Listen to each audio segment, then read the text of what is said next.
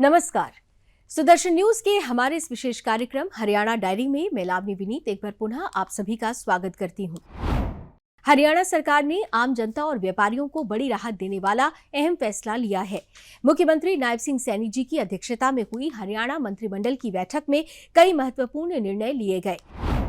Cabinet ने हरियाणा नगरपालिका संशोधन अध्यादेश 2026 और हरियाणा नगर निगम संशोधन अध्यादेश 2026 को मंजूरी प्रदान की। इन संशोधनों के तहत हरियाणा नगरपालिका अधिनियम 1973 की धारा 200/1 और हरियाणा नगर निगम अधिनियम 1994 की धारा 329/1 में बदलाव किया गया है। ये निर्णय भारत सरकार के मंत्रिमंडल सचिवालय के डी रेगुलेशन सेल के निर्देशों के अनुरूप लिया गया है। संशोधन के तहत मीट की दुकानों और नगर निकायों से अलग लाइसेंस लेने की अनिवार्यता समाप्त कर दी गई है। इसके साथ ही राज्य में जल प्रदूषण नियंत्रण से जुड़े केंद्रीय कानून को लागू करने का रास्ता भी साफ हो गया है। अब इन व्यवसायों का नियमन खाद्य एवं औषधि प्रशासन हरियाणा द्वारा किया जाएगा। हरियाणा म्युनिसिपल ऑर्डिनेंस मंत्रिमंडल ने हरियाणा नगरपालिका संशोधन अध्यादेश 2026 और हरियाणा नगर निगम संशोधन अध्यादेश 2026 को मंजूरी दी है। अब स्लॉटर हाउस और मीट की दुकानों को नगरपालिका नगर निगम के से अलग से व्यापार लाइसेंस लेने की आवश्यकता नहीं होगी, क्योंकि इसका रेगुलेशन खाद्य एवं औषधि प्रशासन हरियाणा द्वारा किया जा रहा है।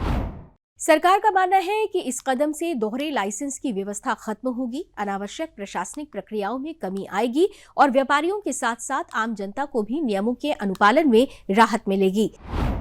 इसके साथ ही मंत्रिमंडल ने जल प्रदूषण की रोकथाम और नियंत्रण से जुड़े संशोधित केंद्रीय कानून को राज्य में लागू करने के प्रस्ताव को भी मंजूरी दे दी है। कैबिनेट ने जल प्रदूषण की रोकथाम और नियंत्रण संशोधन अधिनियम 2024 को अपनाने का निर्णय लिया है।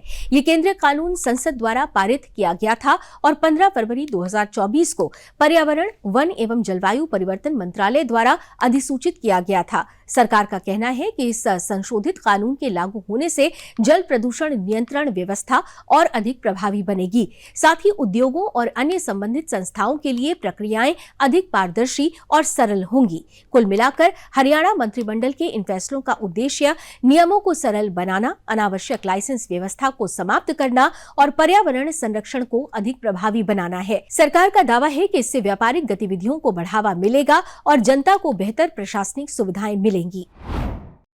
मंत्रिमंडल ने वाटर प्रदूषण की रोकथाम एवं नियंत्रण संशोधन अधिनियम 2024 को अपनाने के प्रस्ताव को मंजूरी दी है।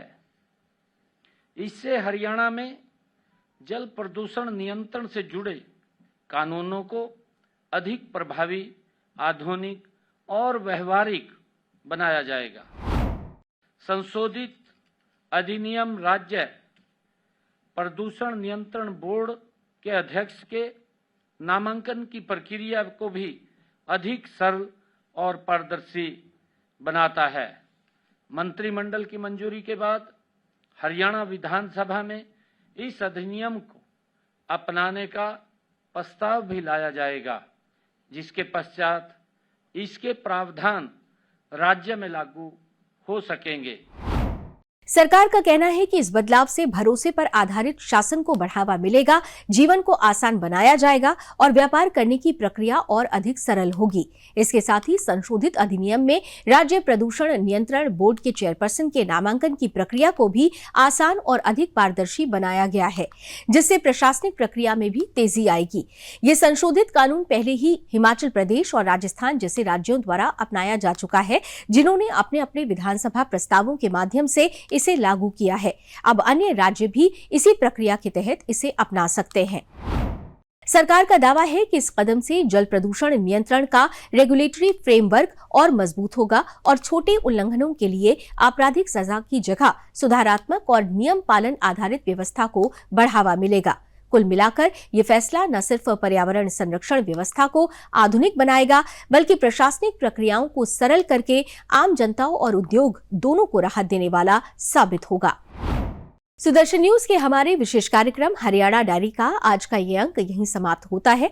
कल एक बार पुनः आपसे भेंट होगी इसी समय। तब तक के लिए लावनी विनीत को दीजिए अनुमति। नमस्कार।